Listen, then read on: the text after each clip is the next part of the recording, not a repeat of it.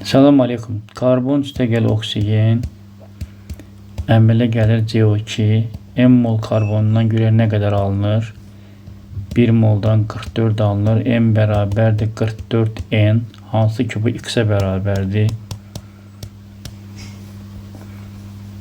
Daha sonra metanı yandırıram.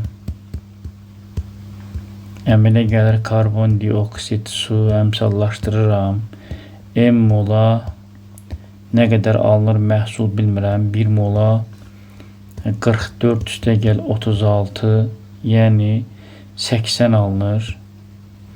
Buradan da M1 bərabərdir 80 N, hansı ki X plus 54-ə bərabərdir. Sonra X-i pozuram, yerinə bunu yazıram. Buradan 54 bərabərdir 36 N.